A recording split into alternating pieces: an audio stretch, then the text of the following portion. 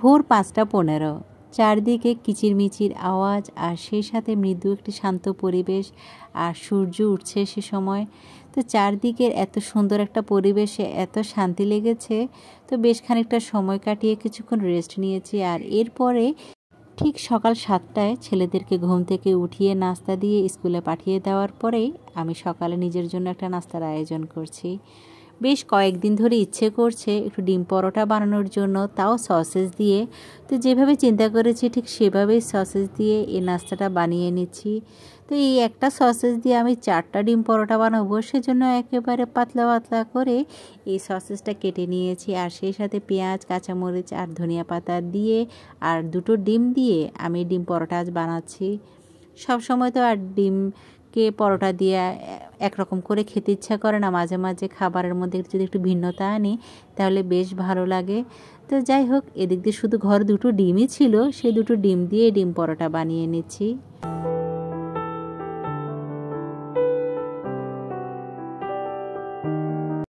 আসসালামু আলাইকুম ভিউয়ার্স, কেমন আছেন সবাই? আলহামদুলিল্লাহ আমি ভালো আছি। আশা রাখছি যে যেখান থেকে আজকের আমার এই নিউ ব্লগটি দেখছেন সবাই ভালো আছেন, সুস্থ আছেন এবং নিরাপদে আছেন। চলে এলাম নতুন দিনে নতুন আরেকটি লাইফস্টাইল ব্লগ আপনাদের সাথে শেয়ার করার জন্য। আই হোপ প্রতিদিনের মতো আজকের ব্লগটাও আপনাদের অনেক ভালো লাগবে। আর সেই সাথে লাইক দিয়ে সম্পূর্ণ ভিডিওটি দেখে যাবেন, কারণ আপনাদের একটি লাইক আমাকে অন্যদের কাছে পৌঁছে দিতে যেমন সাহায্য করে, তেমনি আমার থেকেও বেশ ভালো লাগে। আর সেই সাথে আমার ভিডিওটি যদি শুরুতে ভালো লেগে যায় তাহলে সাবস্ক্রাইব করে পাশে থাকা অল বেল বাটনটি প্রেস করে রাখবেন। আর আমি জানি যারা এই কাজগুলো করেছেন তারা তো আমার সাথে থেকে যাবেন আজীবনের জন্য। আর যারা এখন পর্যন্ত এই কাজটি করেছেন তাদেরকে আমি অসংখ্য ধন্যবাদ জানাচ্ছি।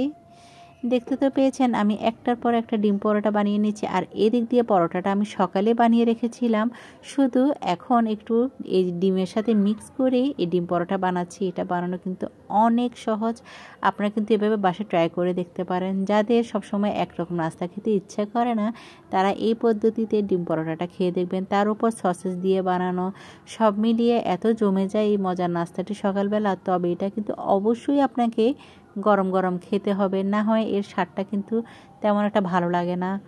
এদিক দিয়ে আমার পছন্দের চা, সব মিলিয়ে সকালেই ছিল আমার নাস্তার আয়োজন। নিজের জন্য 2টো ডিম পরোটা বানিয়ে নেওয়ার পর আর 2টো ছেলেদের জন্য রেখে দিয়েছিলাম। তো ছেলেরা তো স্কুল থেকে আসার পর খেয়ে নেবে। এদিক দিয়ে আমার প্রিভিয়াস 2টো ব্লগে আমার এই কিউট কিউট ছোটো ছোটো বাটি নিয়ে অনেক কোশ্চেন এসেছিলো, এগুলো আমি কোথা থেকে কিনেছি। তো আপুদেরকে আমি ক্লোজ করে একটু দেখিয়ে দিচ্ছি।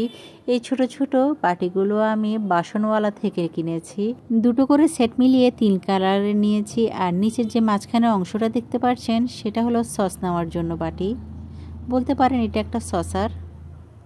আর সকালবেলা নাস্তার আয়োজন করতে গেলে এই ছোট ছোট বাটি দিয়ে নাস্তা খেতে আমার থেকে বেশ ভালো লাগে, যেটা আমি প্রায় আপনাদের সাথে শেয়ার করি। আর এই কিউট কিউট কালারফুল বাটিগুলো আপনারা কিন্তু শপিং মলগুলোতেও কিন্তু খুঁজলে পেয়ে যাবেন।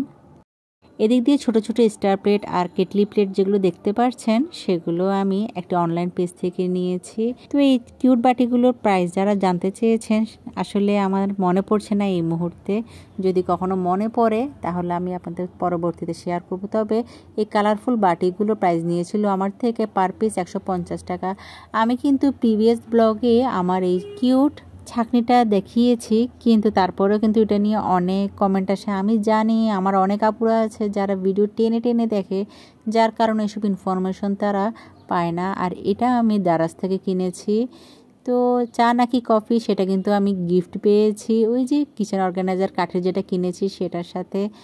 তো এদিক দিয়ে যে রেনবো প্লেটটা দেখতে পাচ্ছেন এটা আমাদের প্রিয় দীপা আপুর পেজ থেকে নিয়েছিলাম, অনেক আগেই কিনেছি। আপনারা আপুকে নক দিয়ে দেখতে পারেন।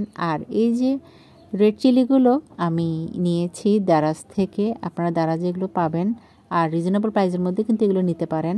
তো কাঠের অর্গানাইজারের মাঝে আমার এই কিউট জিনিসগুলো এর আগেও আমি আপনাদের সাথে এগুলো শেয়ার করেছিলাম। এই ছোট জিনিসটি আমার শ্বশুর বিদেশ থেকে যখন এসেছে তখনই এনেছিল।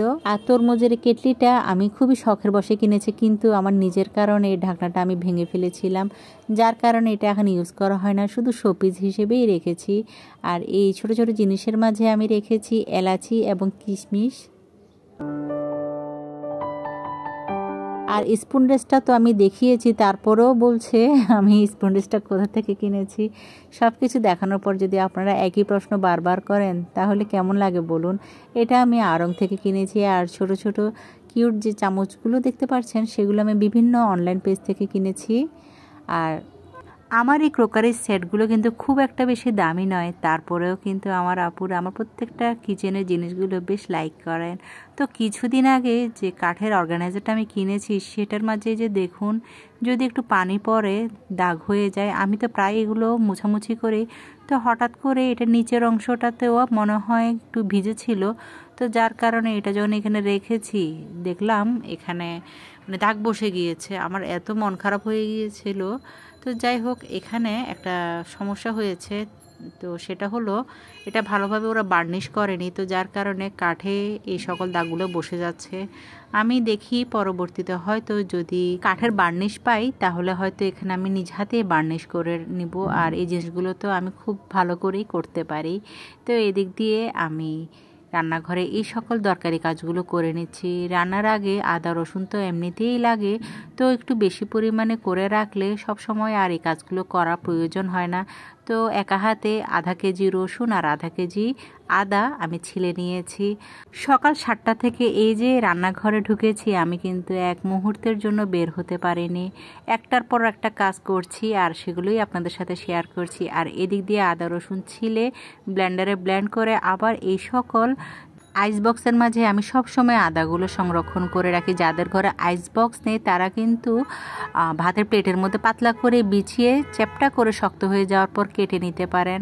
আর এভাবে করলে আপনি রান্নার আগে সবগুলো আদার বের করার প্রয়োজন হবে না, শুধু যতটুকু আপনার প্রয়োজন হবে ঠিক ততটুকুই বের করে আপনি রান্নাটা শেষ করতে পারবেন। তার উপরে রসুনটাও একটু ব্লেন্ড করে নিয়েছি। হয়তো বলতে পারেন এখানে এত বেশি পানি পানি কেন, আসলে ব্লেন্ডারে যদি একটু পানি, রসুনের মাঝে যদি একটু পানি না দিই তাহলে ঠিকমতো এটি ব্লেন্ড হতে চায় না।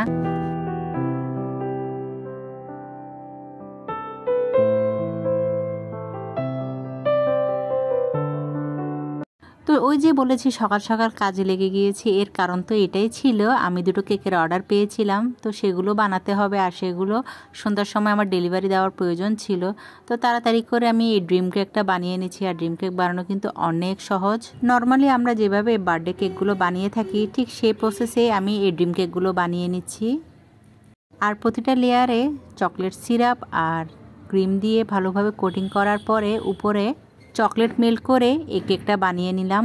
আর এখানেই এটা হলো এই ড্রিম কেকের সবচেয়ে বড় একটা সিক্রেট। এখানে যে ক্রিমটা আপনি যে চকলেট আপনি ইউজ করবেন সেটা কিন্তু গানাশ হবে না, এটা সম্পূর্ণ একটা চকলেট হবে। তো ভিডিও করতে করতে হঠাৎ করে কারেন্ট চলে গিয়েছিল, কিন্তু আমার তো কেক বানাতেই হবে, হাতে তেমন একটা সময়ও ছিল না। তো মোবাইলে লাইট জ্বালিয়ে এই কেকটা বানিয়ে নিচ্ছি তাড়াতাড়ি করে, কারণ আমার আরও একটি কেক বানাতে হবে। তো ড্রিম কেকের উপরে সবসময় কোকো পাউডার এভাবে ছিটিয়ে দিতে হয় আর সেটাই করছি। চকলেটটা কিন্তু ততক্ষণে সেট হয়ে যাবে, যদি ফ্রিজে রেখে দেন একেবারে শক্ত হয়ে যাবে। আর এই যে বানানোর পরে ফ্রিজে কিছুক্ষণ রেখেছি, আর এখন হলো এই ড্রিম কেকের ওভারলুক। এই কেকটা খেতে এত মজা কারণ এর উপরে সম্পূর্ণ চকলেট দিয়ে সেট করা থাকে। আর ওই যে বলেছি একটা বার্থডে কেক বানিয়েছি, এই কেকের মেকিংটা আপনাদের সাথে শেয়ার করতে পারছি না কারণ সে সময় কারেন্ট না থাকার কারণে আমি এই কেকটা কিভাবে বানিয়েছি সেটা শ্যুট নিতে পারিনি। তো সম্পূর্ণ কেকটা বানানোর পর এখন আপনাদের সাথে একটু শেয়ার করলাম। আর এই যে যার জন্মদিন ছিল তার নামটা লিখে হ্যাপি বার্থডেটা লিখে দিলাম।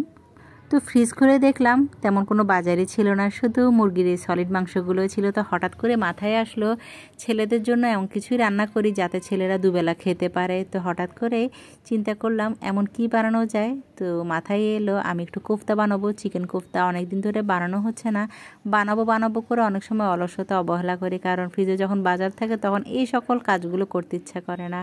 আর এই ধরনের কোফতা জাতীয় আইটেমগুলো অনেকেই কিন্তু সহজে করতে চায় না, কারণ মনে করে এগুলো নাকি অনেক কঠিন, কিন্তু একেবারে কঠিন না, খুবই সহজ এই জিনিসটি বানানো। হয়তো অনেক ছোট ছোট অল্প অল্প কিছু ইনগ্রেডিয়েন্টস লাগে, সেগুলো থাকলে এই চিকেন কোফতাটা বানানো খুব তাড়াতাড়ি হয়ে যায়। আর দেখতে তো পেয়েছেন সব কিছু মিক্স করে আমি গ্রাইন্ডারে এখন এই কিমাগুলো করে ফেলেছি আর গোল গোল করে কোফতার শেপ করে বানিয়ে রেখেছি। তো তো এদিক দিয়ে কোপ্তাটার জন্য একটু গ্রেভি রেডি করছি। সবার আগে একটু পেঁয়াজ বাটা দিয়েছি, কারণ পেঁয়াজ বাটা দিলে যে কোনো কোপ্তার গ্রেভিটা খুব সুন্দর হয়। আর অল্প অল্প করে কিছু গুঁড়ো মশলা দিচ্ছি। আর এই ধরনের কোপ্তার মধ্যে বেশি মশলা কখনোই ইউজ করা উচিত নয়।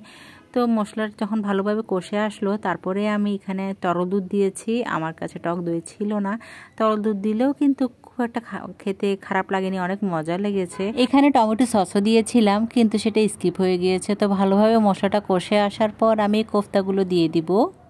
আপনারা চাইলে কোফতার শেপ লম্বা বা চ্যাপ্টা যে কোনোভাবে করতে পারেন। আর চাইলে আপনি কোফতাটা সরাসরি না দিয়ে তেলে ভেজেও এখানে এভাবে রান্না করতে পারেন। কিন্তু আপনি যদি সরাসরি এটা দিতে চান তাহলে দিয়ে আর নাড়াচাড়া করা যাবে না যতক্ষণ পর্যন্ত না এটা শক্ত হয়ে যাবে। আর এই যে দেখুন, হয়ে যাওয়ার পর তেল যখন উপরে উঠেছে তখনই বুঝতে পারবেন এই কাবাবটি হয়ে গেল। আর নামানোর কিছুক্ষণ আগে বেরেস্তা দিয়ে দিয়েছি। আর এই যে দেখুন কালারটা কতটা সুন্দর এসেছে, তাই না?